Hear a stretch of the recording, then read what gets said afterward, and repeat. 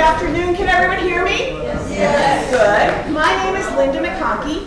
It is my distinct privilege and pleasure to serve on the board of the Concord Players and to welcome you here today for our second annual reading of A Christmas Carol. Thank you for being bold and brave and coming out. Before we begin, I would like to say thank you to 51 Walden and Carol Whalen for helping us put this together. Thank you to the Concord Players. Thank you to Susan Tucker, who's in the light booth. Thank you to Elizabeth McConkey, who is in the booth, who is going to advance the slide. And thank you to Johnny, who does this for us as a gift to everyone. I'll just tell you a little bit about Johnny. He is an award-winning actor, writer, producer, and storyteller, and just a swell guy all around. He does this because he loves it, because it's a beautiful story. He's going to do the abridged version that Charles Dickens himself wrote for reading. I know you're going to enjoy it. I should also tell you this is a family affair. He's my son-in-law, this is my daughter. So you know you're going to really love it because it's going to be great. So thank you so much again for being here, and I give you Johnny Kinsman.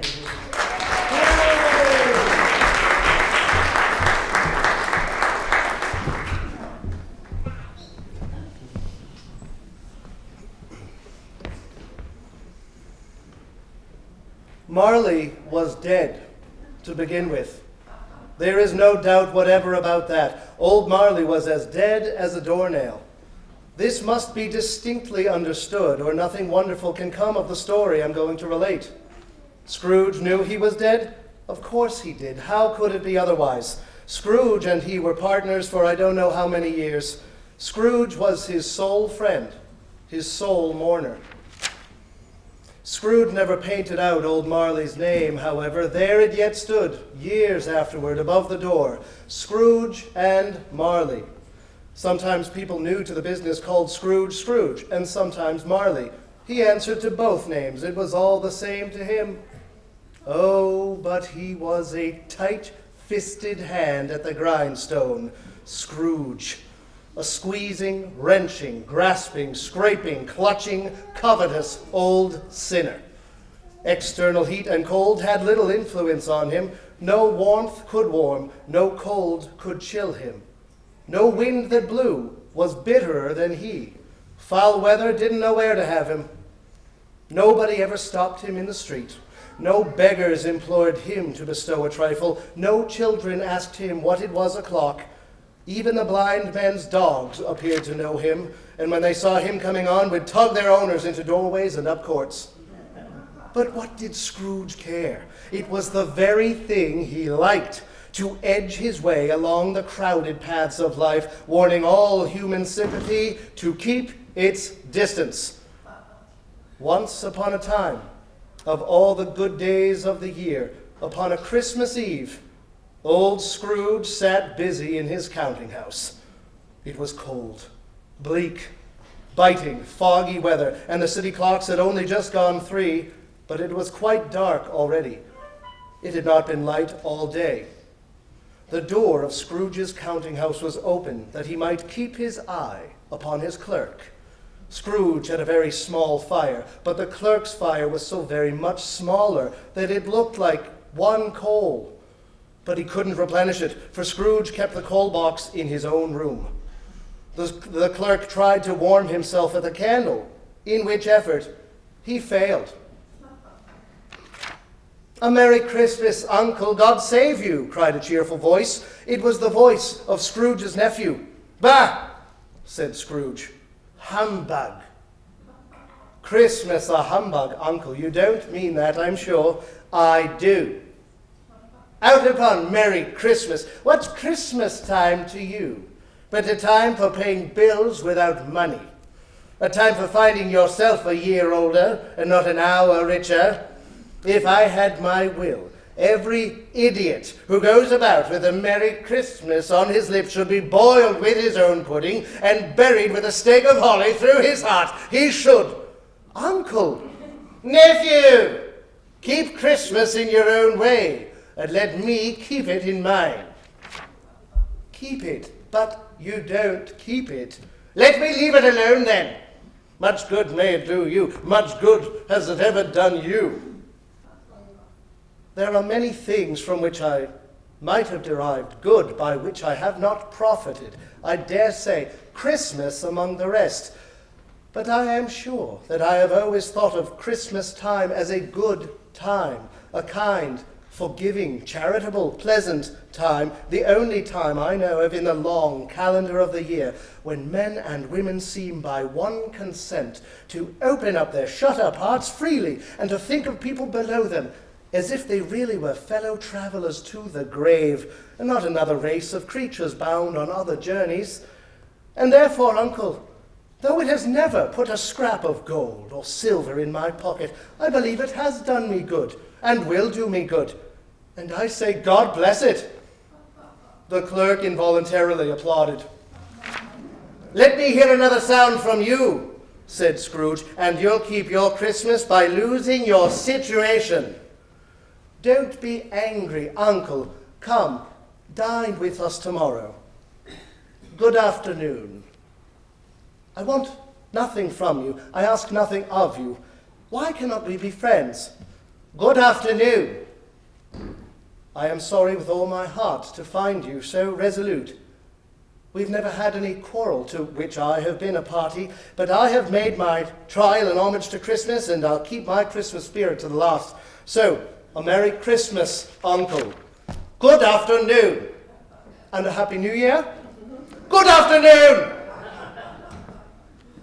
The clerk, in letting Scrooge's nephew out, had let two other people in. They were portly gentlemen, pleasant to behold, and now stood with their hats off in Scrooge's office. Scrooge and Marley's, I believe. Have I the pleasure of addressing Mr. Scrooge or Mr. Marley? Mr. Marley died 7 years ago this very night.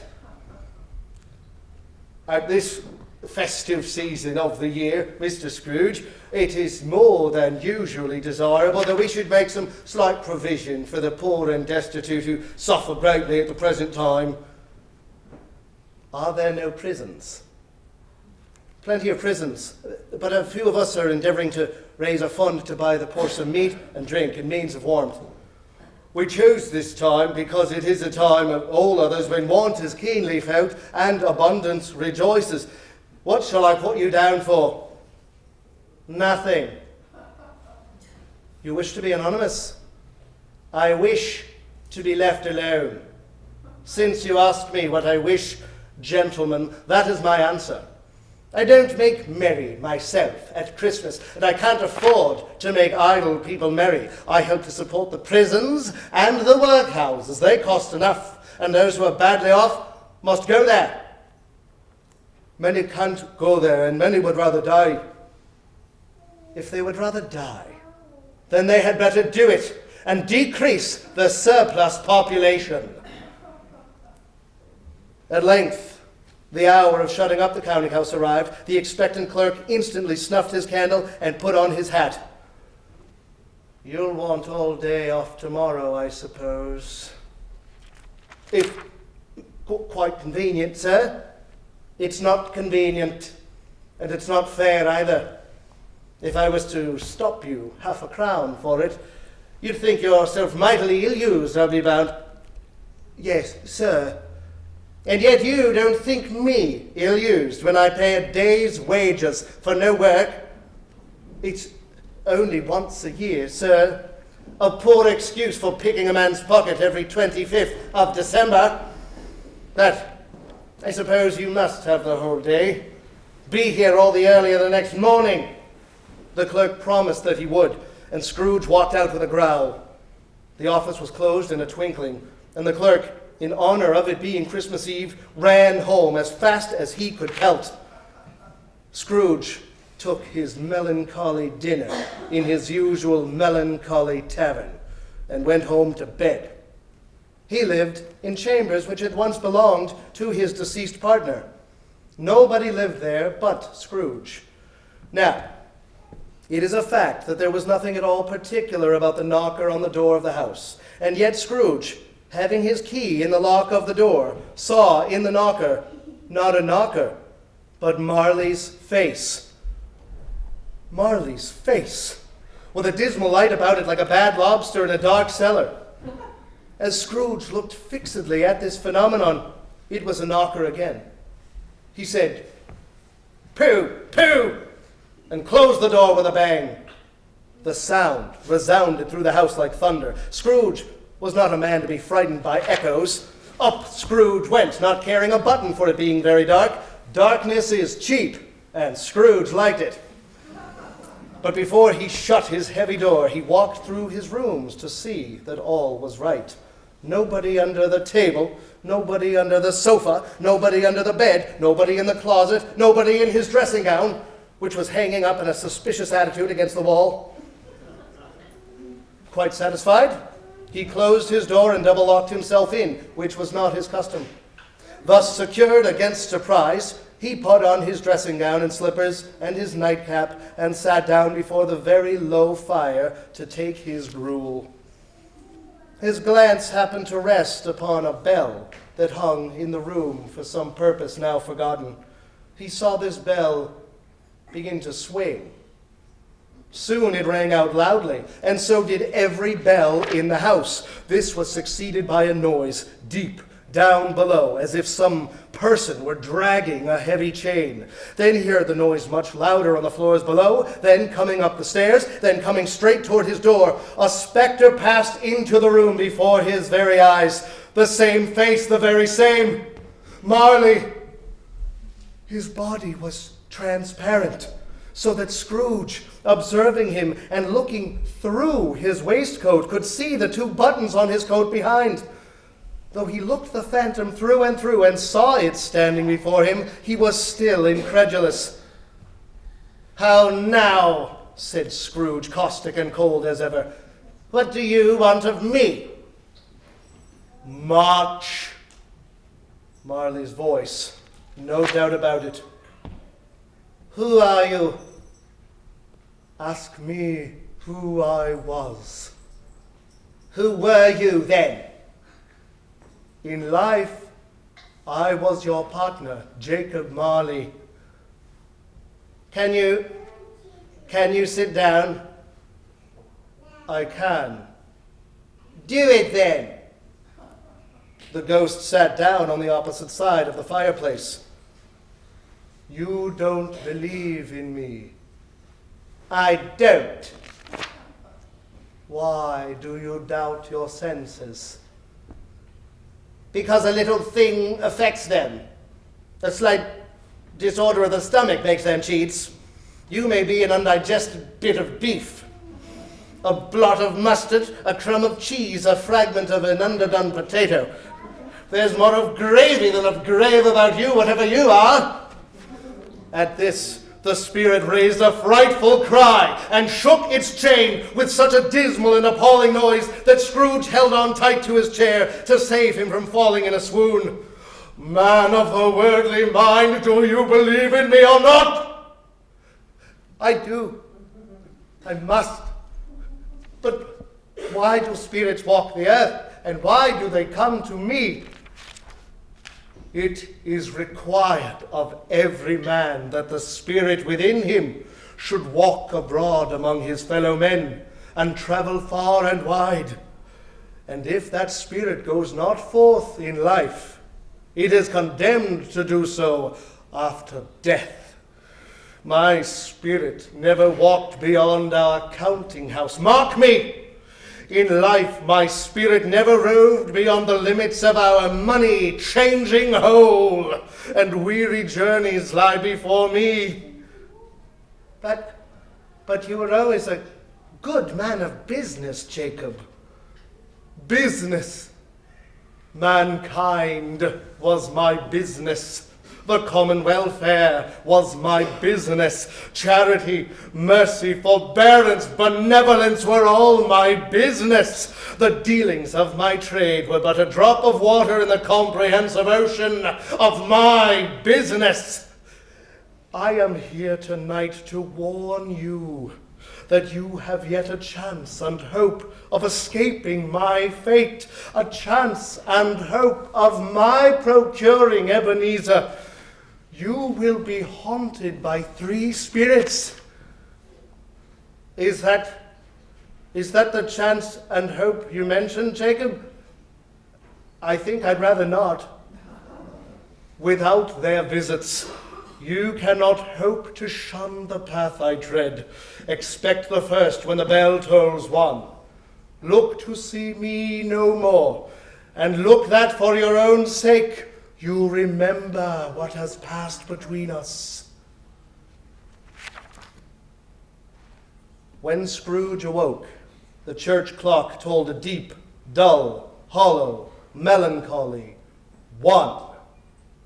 Light flashed up in the room upon the instant, and the curtains of his bed were drawn aside by a strange figure, like a child, yet not so like a child as like an old man.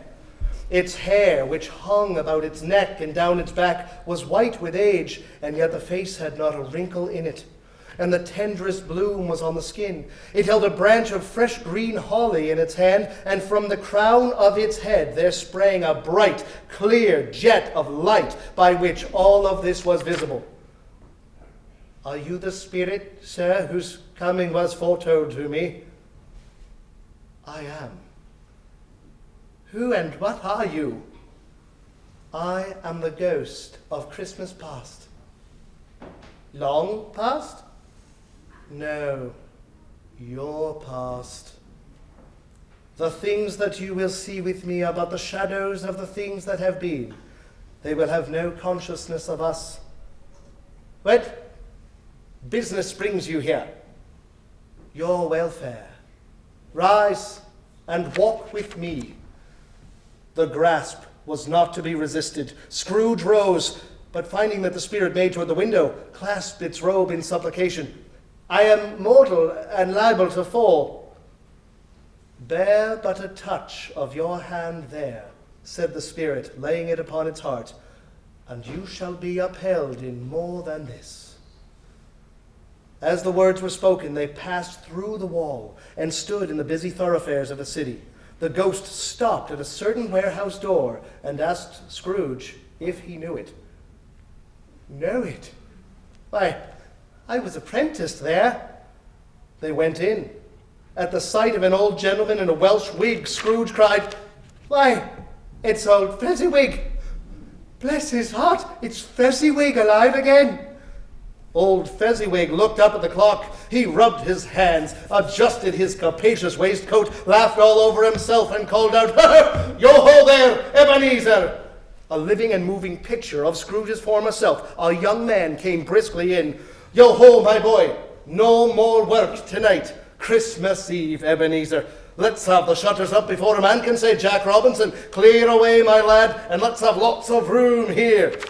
It was done in a minute. The floor was swept and watered. The lamps were trimmed. Fuel was heaped upon the fire. In came a fiddler with a music book and went up to the lofty desk and made an orchestra of it and tuned like 50 stomach aches. In came Mrs. Fezziwig, one vast, substantial smile. In came all the young men and women employed in the business. In came the housemaid with her cousin, the baker. In came the cook with her brother's particular friend, the milkman. In they all came, one after another, anyhow and everyhow. There were dances and more dances, and there was a cake, and there were mince pies, and plenty of beer. When this ball broke up, Mr. and Mrs. Fezziwig took their stations, one on either side of the door, and shaking hands with every person individually, wished him or her a Merry Christmas. A small matter, said the ghost, to make these silly folks so full of gratitude. He has spent but a few pounds of your mortal money. Is that so much that he deserves praise? It isn't that, said Scrooge. It isn't that. He has the power to render us happy or unhappy, to make our service light or burdensome, or pleasure or a toil. The happiness he gives is quite as great as if it cost a fortune. He felt the spirit's glance and stopped. What is the matter? Nothing. I should like to be able to say a word or two to my clerk just now, that's all. My time grows short, observed the spirit. Look. Again Scrooge saw himself. He was older now, a man in the prime of life. He was not alone. but sat by the side of a fair young girl in a black dress, in whose eyes there were tears. It matters little to you, very little. Another idol has displaced me, and if it can comfort you in time to come, as I would have tried to do, I have no just cause to grieve. What idol has displaced you? A golden one. You fear the world too much. I have seen your nobler aspirations fall off one by one until the master passion, gain, engrosses you, have I not? Have I ever sought release from our engagement? In words, no, never. In what then? In a changed nature, in an altered spirit. If you were free today, tomorrow, yesterday, can even I believe that you would choose a dowerless girl? Or choosing her, do I not know that your repentance and regret would surely follow? I do, and I release you with a full heart for the love of him you once were. Spirit, remove me from this place. I tell you, these were the shadows of things that have been, that they are what they are. Do not blame me. Remove me! I cannot bear it! Leave me! Take me back! Haunt me no longer! Scrooge awoke in his own bedroom. There was no doubt about that, but it had undergone a surprising transformation. The walls and ceiling were so hung with living green that it looked like a perfect grove. The leaves of holly, mistletoe, and ivy reflected back the light, and a mighty blaze went roaring up the chimney.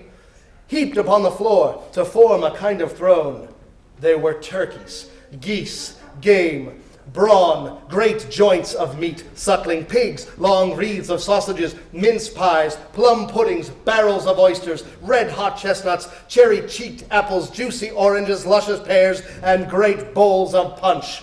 In easy state upon this couch there sat a giant, glorious to see, who bore a glowing torch and raised it high to shed its light on Scrooge as he came peeping round the corner. Come in, and know me better. Man, I am the ghost of Christmas present. Look upon me. You've never seen the like of me before. Never. Have never walked forth with the other members of my family. I don't think I have. I'm afraid I have not. Have you many brothers, Spirit? More than 1,800.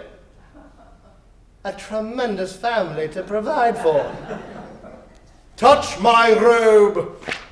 Scrooge did as he was told and held it fast. The room with all its contents vanished instantly, and they stood in the city streets upon a snowy Christmas morning. Scrooge and the ghost passed on, invisible, straight to Scrooge's clerks, and on the threshold of the door the spirit smiled and stopped to bless Bob Cratchit's dwelling with the sprinklings of his torch. Is there a peculiar flavor in what you sprinkle from your torch? Asked Scrooge. There is. My own. Would it apply to any kind of dinner on this day? To any kindly given? To a poor one most. Why to a poor one most? Asked Scrooge. Because it needs it most. Think of that. The ghost of Christmas present blessed this four-room house. Then up rose Mrs. Cratchit, dressed out but poorly in a twice-turned gown, but brave in ribbons, which are cheap and made a goodly show for sixpence, and she laid the cloth, assisted by Belinda Cratchit, second of her daughters, also brave in ribbons, while Master Peter Cratchit plunged a fork into the saucepan of potatoes. And now two smaller Cratchits, boy and girl, came tearing in, screaming that outside the baker's they had smelled the goose, and these young Cratchits danced about the table. Whatever has got your precious father then, said Mrs. Cratchit, and your brother Tiny Tim, and Martha weren't as late last Christmas Day by half an hour. Here's Martha, mother, said a girl appearing as she spoke. Here's Martha, mother, cried the two young Cratchits. Hurrah! Why, bless your heart alive, my dear, how late you are, said Mrs. Cratchit, kissing her a dozen times and taking off her shawl and bonnet for her. Sit down before the fire, my dear, and have a warm, Lord bless ye. No, there's father coming, cried the two young Cratchits, who were everywhere at once. Hide, Martha, hide! So Martha hid herself, and in came little Bob, the father, his threadbare clothes brushed to look seasonable, and Tiny Tim upon his shoulder. Alas, for Tiny Tim, he bore a little crutch, and had his limbs supported by an iron frame. Why, where's our Martha? Cried Bob Cratchit, looking around. Not coming, said Mrs. Cratchit. Not coming? Not coming upon Christmas Day? Martha didn't like to see him disappointed if it were only in joke, so she came out prematurely from behind the closet door and ran into his arms, while the two young Cratchits hustled Tiny Tim and bore him off into the washhouse that he might hear the pudding singing in the copper. And how did little Tim behave? Asked Mrs. Cratchit as Bob hugged his daughter to his heart's content. As good as gold, said Bob. Sometimes he gets thoughtful sitting by himself so much, and thinks the strangest things you ever heard. He told me, coming home, that he hoped people saw him in the church because he was a cripple, and it might be pleasant for them to remember on Christmas Day, who made lame beggars walk and blind men see. Bob's voice was tremulous when he told them this, and trembled more when he said that Tiny Tim was growing strong and healthy.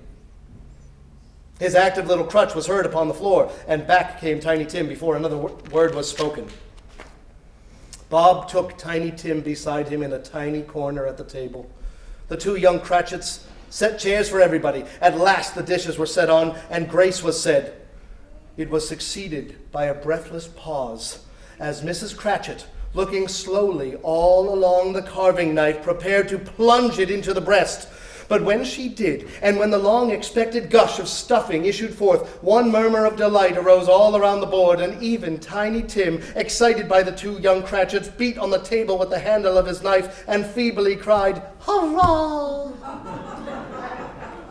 There never was such a goose. Eked out in applesauce and mashed potatoes, it was a sufficient dinner for the whole family, indeed, as Mrs. Cratchit said with great delight. But now, the plates being changed by Miss Belinda, Mrs. Cratchit left the room alone, too nervous to bear witnesses, to take the pudding up and bring it in. Oh, what a wonderful pudding! Bob Cratchit said that he regarded it as the greatest success achieved by Mrs. Cratchit since their marriage. Mrs. Cratchit said that now that the weight was off her mind, she would confess she had her doubts about the quantity of flour. Everybody had something to say about it, but nobody said or thought it was at all a small pudding for a large family. Any Cratchit would have blushed to hint at such a thing. At last the dinner was all done. Then Bob proposed, "A Merry Christmas to us all, my dears. God bless us." "God bless us, every one," said Tiny Tim. He sat very close to his father's side upon his little stool. Bob held his withered little hand in his, as if he loved the child, and wished to keep him by his side, and dreaded that he might be taken from him. "Spirit," said Scrooge, "tell me if Tiny Tim will live." "I see a vacant seat, and a crutch without an owner, carefully preserved. If these shadows remain unaltered by the future, the child will die." "Oh, no, kind spirit, say he will be spared." "If he be like to die, he had better do it, and decrease the surplus population." "Mr. Scrooge," said Bob. Scrooge raised his head speedily on hearing his own name. "I'll give you Mr. Scrooge, the founder of the feast." "The founder of the feast, indeed," cried Mrs. Cratchit. "I wish I had him here. I'd give him a piece of my mind to feast upon, and I'd hope he'd have a good appetite for it." "My dear, the children. Christmas Day." "It should be Christmas Day, I am sure, on one drinks the oath of such an odious, stingy, hard, unfeeling man as Mr. Scrooge. You know he is, Robert. Nobody knows it better than you do, poor fellow." My dear, Christmas Day. I'll take his health for your sake and the day's, said Mrs. Cratchit, not for his. Long life to him. A Merry Christmas and a Happy New Year. He'll be very merry and very happy, I have no doubt. The children drank the toast after her. It was the first of their proceedings, which had no heartiness in it. Scrooge was the ogre of the family. The mention of his name cast a dark shadow on the party. After it had passed away, they had a song about a lost child traveling in the snow from Tiny Tim, who had a plaintive little voice and sang it very well indeed. There was nothing of high mark in this. They were not a handsome family. They were not well dressed. Their shoes were far from being waterproof. Their clothes were scanty, but they were happy, grateful, pleased with one another, and contented with the time. And when they faded, Scrooge had his eye upon them, and especially on Tiny Tim until the last. It was a great surprise to Scrooge as this scene vanished to hear a hearty laugh. There is nothing in the world so irresistibly contagious as laughter and good humor. When Scrooge's nephew laughed, Scrooge's niece by marriage laughed as heartily as he, and their assembled friends laughed out lustily. He said that Christmas was a humbug, as I live, cried Scrooge's nephew. He believed it too. More shame for him, Fred, said Scrooge's niece. He's a comical old fellow, said Scrooge's nephew. That's the truth, and not so pleasant as he might be. However, his offences carry their own punishment, and I've nothing to say against him. Who suffers by his ill whims? Himself, always. Here he takes it into his head to dislike us, and won't come dine with us. What's the consequence? He don't lose much of a dinner. Indeed, I think he loses a very good dinner, interrupted Scrooge's niece. Everybody else said the same. After tea, they had some music, for they were a musical family. After a while, they played at forfeits, for it is good to be children sometimes, and never better than at Christmas, when its mighty founder was a child himself. It is a game, said Scrooge. 1/2 hour, Spirit, only one. It was a game called Yes and No, where Scrooge's nephew had to think of something and the rest must find out what. He was thinking of an animal, a savage animal, an animal that growled and grunted sometimes and talked sometimes and lived in London and walked about the streets and wasn't made a show of and wasn't led by anybody and didn't live in a menagerie and was never killed in a market and was not a horse or an ass or a cow or a bull or a tiger or a dog or a pig or a cat or a bear. At last a guest cried out, I have found it out, I have found it out. I know what it is, Fred, I know what it is. What is it? Cried Fred. It's your uncle, Scrooge. Which it certainly was. Then the whole scene passed off in the breath of the last words spoken by his nephew. Scrooge looked about him for the ghost and saw it no more, and uplifting his eyes, beheld a solemn phantom, draped and hooded, coming like a mist along the ground toward him. Scrooge bent down upon his knee, for in the air through which this spirit moved, it seemed to scatter gloom and mystery. I am in the presence of the ghost of Christmas yet to come. Ghost of the future, I fear you more than any spectre I have seen. Will you not speak to me? It gave no reply. The hand was pointed straight before them. Lead on, lead on. The night is waning fast, and it is precious time to me, I know. Lead on, spirit. The spirit stopped beside one little knot of businessmen. Scrooge advanced to listen to their talk. No, said a great fat man with a monstrous chin. I don't know much about it either way. I only know he's dead. Why, what was the matter with him? I thought he'd never die. Goodness knows, said the first with a yawn. What has he done with his money? I haven't heard. Company, perhaps. He hasn't left it to me, that's all I know. Bye-bye. They left this busy scene and went into an obscure part of the town to a low shop where iron, old rags, bottles, bones, and greasy offal were brought. A grey-haired rascal of great age sat smoking his pipe. Scrooge and the Phantom came into the presence of this man as a woman with a heavy bundle slunk into the shop. "Look here, old Joe. What have you got to sell?" "Every person has a right to take care of themselves. Every person has a right to take care of themselves. He always did. If he wanted to keep him after he was dead. Wicked old screw. Why wasn't he natural in his lifetime? If he had been, he'd have had somebody to look after him when he was struck with death, instead of lying gasping out his last there alone by himself. Open that bundle, old Joe. Let me know the value of it. Speak out plain."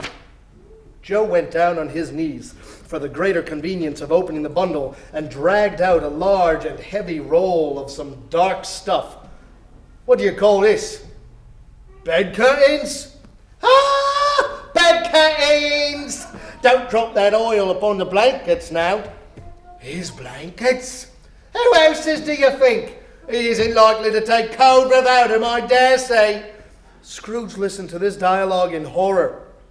The scene changed, and now he almost touched a bare, uncurtained bed, and on it, unwatched, unwept, uncared for, was the body of this plundered, unknown man. "Spirit, let me see some tenderness connected with this death, or this dark chamber will forever be present in me."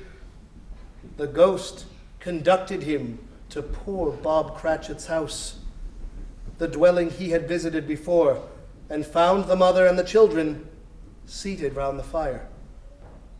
Quiet, very quiet. The noisy little Cratchits were as still as statues. The mother laid her needlework upon the table and put her hand up to her face. "The colour hurts me eyes," she said. The colour. Ah, poor Tiny Tim. "They're better now again. It makes them weak by candlelight, and I wouldn't show weak eyes to your father when he comes home. Not for the world. It must be near his time." "Past it rather," Peter answered, "but I think he has walked a little slower than he used these few last evenings, Mother. I've known him to walk with Tiny Tim upon his shoulder, very fast indeed." "And so have I," cried Peter, "often." "And so have I," exclaimed another, "so had all." "But he was very light to carry, and his father loved him so that it was no trouble." "No trouble. And there's your father at the door." She hurried out to meet him, and little Bob came in.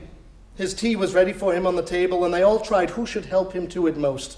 Then the two young Cratchits sat upon his knees and laid each child a little cheek against his face, as if they said, "Don't mind it, father, don't be grieved." Bob was very cheerful with them and spoke pleasantly to all the family. He looked at the work upon the table and praised the industry and the speed of Mrs. Cratchit and the girls. They would be done long before Sunday, he said. "Sunday? You went today then, Robert?" "Yes, my dear. I wish you could have gone.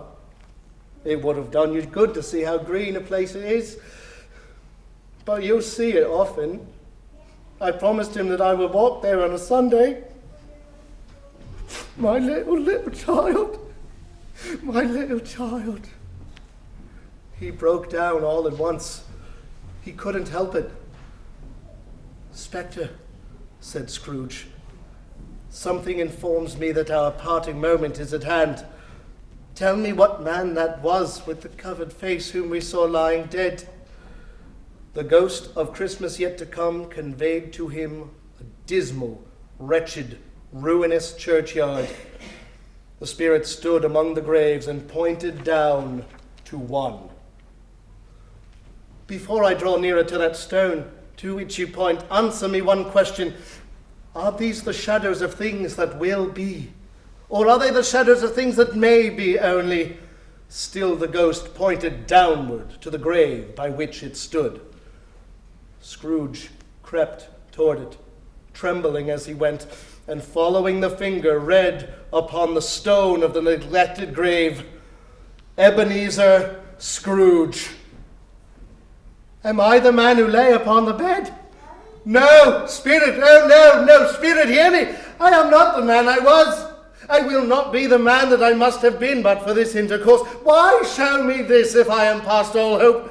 Assure me that I may yet change these shadows you have shown me by an altered life. I will honor Christmas in my heart. I will try to keep it all the year. I will live in the past, the present, and the future. The spirits of all three shall strive within me. I will not shut out the lessons that they teach. Oh, tell me that I may sponge away the writing on this stone. Holding up his hands in one last prayer to have his fate reversed, he saw an alteration in the phantom's hood and dress. It shrunk, collapsed, and dwindled down into a bedpost. And the bedpost was his own. The bed was his own. The room was his own, and best and happiest of all, the time before him was his own to make amends in. I will live in the past, the present, and the future, Scrooge repeated as he stumbled out of bed. The spirits of all three shall strive within me. Oh, Jacob Marley! Heaven in the Christmas time be praised for this, I say, on my knees, oh Jacob, on my knees. They are not torn down, cried Scrooge, folding one of his bed curtains in his arms. They are here. I am here. The shadows of things that would have been may be dispelled. They will be, I know they will. I don't know what to do. I am as light as a feather. I am as happy as an angel. I am as merry as a schoolboy. I am as giddy as a drunken man. A Merry Christmas to everybody. A Happy New Year to all the world. I don't know what day of the month it is. I don't know how long I've been among the spirits. I don't know anything. I'm quite a baby. Never mind, I don't care. I'd rather be a baby. Suddenly, the churches rang out the lustiest peals he had ever heard. Oh, glorious, glorious. What's today? Cried Scrooge, calling downward to a boy in Sunday clothes. Eh? What's today, my fine fellow? Today? Why, Christmas Day. It's Christmas Day, said Scrooge to himself. I haven't missed it. The spirits have done it all in one night. They can do anything they like. Of course they can, of course they can. Hello, my fine fellow. Hello. Do you know the poulterers in the next street, but one at the corner? I should hope I did. Intelligent boy, a remarkable boy. Do you know whether they've sold the prize turkey that was hanging up there? Not the little prize turkey, the big one. What, the one as big as me? What a delightful boy. It's a pleasure to talk to him. Yes, my buck. It's hanging there now. It is. Go buy it. Walker! No, I am in earnest. Come back with the man, and I'll give you a shilling. Come back with the man in less than 5 minutes, and I'll give you half a crown. The boy was off like a shot. I'll send it to Bob Cratchit's. It's twice the size of Tiny Tim. He dressed himself all in his best, and at last got out into the streets. The people by this time were pouring forth as he had seen them with the ghost of Christmas present, and walking with his hands behind him, Scrooge regarded everyone with a delighted smile. He had not gone far when, coming on toward him, he beheld one of the portly gentlemen who had walked into his counting house the day before and said, Scrooge and Marley's, I believe. My dear sir, said Scrooge, quickening his pace and taking the gentleman by both his hands, how do you do? I hope you succeeded yesterday. It was very kind of you. A Merry Christmas to you, sir. Mr. Scrooge. Yes, that is my name, and I fear it may not be pleasant to you.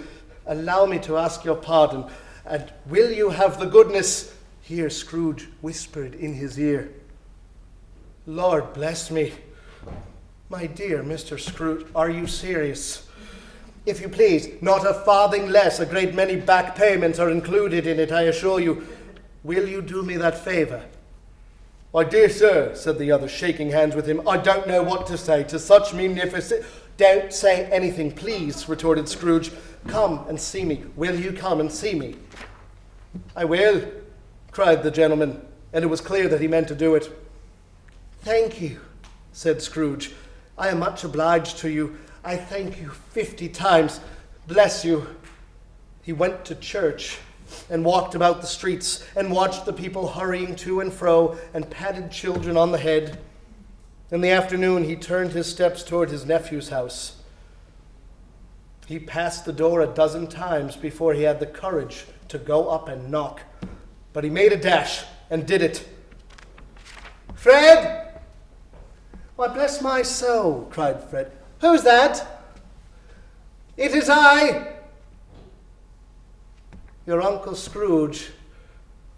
I have come to dinner. Will you let me in, Fred?" Let him in. It's a mercy he didn't shake his arm off.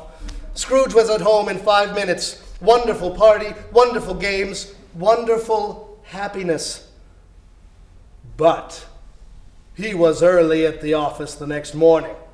Oh, he was early there. If he could only be there first and catch Bob Cratchit coming late. The clock struck 9. No Bob. 1:15. No Bob. He was a full 18 minutes and a half behind his time. Scrooge sat with his door wide open that he might see him come in. His hat was off before he opened the door. He was on the stool in a jiffy, driving away with his pen as if he were trying to overtake 9 o'clock. "What do you mean by coming here this time of day?" "I'm very sorry, sir. I am behind my time." "Step this way, sir, if you please." "It's only once a year, sir. It shall not be repeated. I was making rather merry yesterday, sir." "Now, I'll tell you what, my friend. I'm not going to stand for this sort of thing any longer. And therefore, I am about to raise your salary." Bob trembled.